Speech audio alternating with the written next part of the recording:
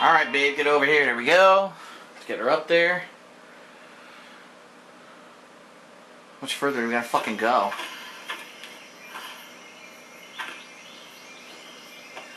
Oop, comedy pratfall here. Whoops!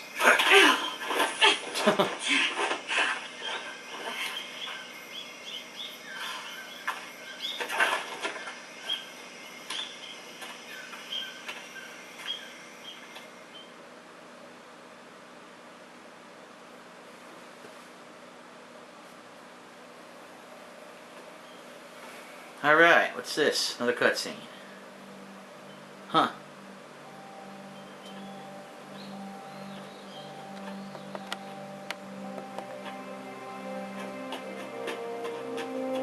The lake. Come on, Snake.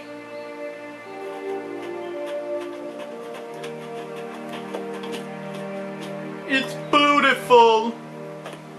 We made it. We made it. Over there.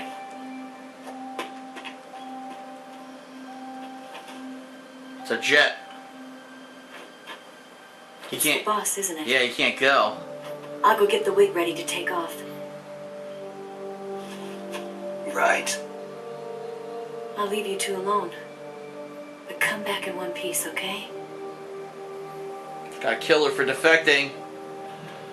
Do your job. Do your job, Snake. Make it, Promise Snake. me. Nice graphical bug there with the water behind her.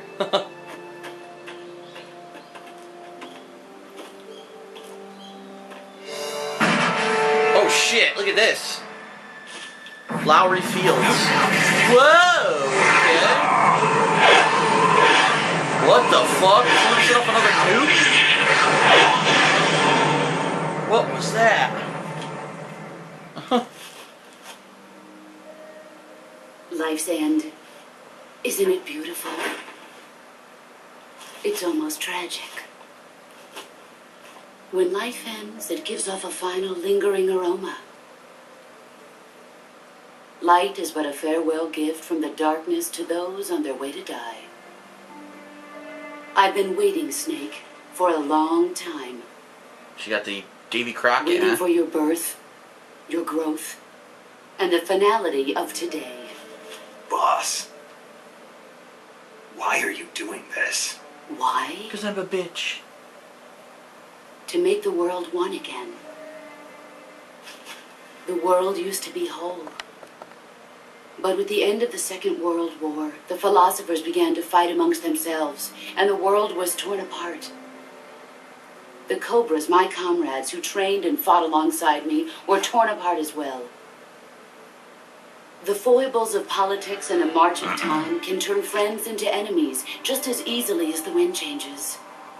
Ridiculous, isn't it? Yesterday's ally becomes today's opposition. And this Cold War? Think back. When I was leading the Cobras, America and Russia were fighting together. Why doesn't he just shoot her in the head right now when she's Now, talking? Just be like, hey, guess consider what? whether Boom! America and Russia will still be enemies in the 21st century. Somehow I doubt it. Enemies change along with the times, the flow of the ages, and we soldiers are forced to play along. I didn't raise you and shape you into the man you are today just so we could face each other in battle. Well, that's what's gonna happen. I'm A gonna kick your soldier's ass. skills aren't meant to be used to hurt friends. So then what is an enemy? Is there such a thing as an absolute timeless enemy? There is no such thing, and never has been. Oh boy. And the reason is that our enemies are human beings like us. They can only be our enemies in relative terms. The world must be made whole again. The philosophers must be reunited. I will devote my skills to that purpose. And with the Colonel's money, I will achieve that end. Just as I once created the Cobras. They are my family. No, they're dead. I may no longer be able to bear children, What? but I still have a family. I may no longer be able to bear children, which had nothing to do with the plot of this whole game. It But I was still have a November family. 1st, Oh my god. 1951. Oh, here we go. I was in the Nevada desert participating in atomic testing. That's why I've turned into The She-Hulk. name Nevada is derived from Spanish. Covered in snow, white as snow. And snow is exactly what I saw in that Nevada desert. It froze my blood white. Snake, you were an atomic test subject, weren't you? On Bikini Atoll. What? That's part of the reason I was drawn to you. You and I are alike. We're both slowly being eaten away by the karma of others. We'll never have the chance to die peacefully of old age. We have no tomorrow. But we can still have hope for the future. In 1960, I saw a vision of the ideal future from space. 3 years earlier, the Soviet Union had succeeded in launching Sputnik, the first man-made satellite in history, into orbit. Nobody cared. This came as a huge shock to the United States.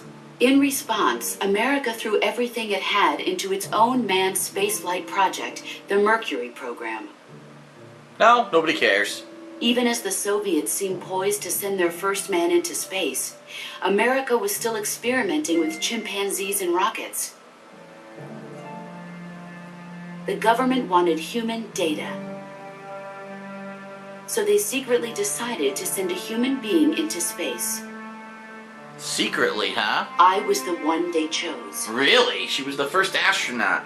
At the time, they didn't have the technology to block out cosmic rays, and whoever they sent up would inevitably be exposed to heavy radiation. That's why they chose me. After all, I'd already been irradiated once. Of course, you won't find any of this in the history books. Because nobody cared. I could see the planet as it appeared from space. That's when it finally hit me. Space exploration is nothing but another game in the power struggle between the US and the USSR. Duh, everyone Politics, knew that. Economics, the arms race, they're all just arenas for meaningless competition. I'm sure you can see that. Yep, everyone knew that during the Cold War. Has no boundaries. No East, no West, no Cold War. And the irony of it is, the United States and the Soviet Union are spending billions on their space programs and the missile race. Not anymore. Only to arrive at the same conclusion. They're pointless. Cancel the programs. In the 21st century, everyone will be able to see that we are all just inhabitants of a little celestial body called Earth. A world without communism or capitalism, that is the world I wanted to see. But reality continued to betray me. In 1961, I was sent to Cuba, to Bahia de Cochinos. Who's a what else? It Watch was your part of the language there. CIA-sponsored invasion, under the guise of taking Cuban exiles back to their country. But the U.S. government betrayed them. Our weak-kneed president held back their air support. Defenseless, the exiles were annihilated by the Cuban army. Ouch. All I could do was watch in silence. I was set up by the very country I'd sacrificed so much for. By the very government I dedicated my life to defending. Bitch, they put you in space. That's an honor. I was driven from the surface world, and I went underground. Today you gotta pay like thousands of dollars to get on one of those Virgin Then, aircraft. 2 years ago, I faced the sorrow, my old comrade in battle. He was my friend. And you murdered him. Bitch. But one of us had to die. I was left with no choice. Cold-hearted The bitch. sorrow gave his life for me. There is no enmity between us. One must live, and one must die. That was the mission. The ones who gave me that mission were the philosophers. Early in the 20th century, Oh, the true boy. holders of power in the United States, the Republic of China, and the newly formed Soviet Union gathered together in a secret meeting that would later be known as the Wise Men's Committee. The secret pact they formed there marked the beginning of the philosophers. But the last of the original members died in the 1930s. After that, the organization began to run out of control, and the Wise Men's Committee degenerated into a mere shell of its former self. The philosophers of today have no sense of good or evil. Their influence extends to countries and organizations involved in every aspect of every war. They have become war itself. That's how they operate. They are huge The pricks. sacrifices of war cause a shift in the times. This shift leads to renewed conflict, and in turn triggers the next war.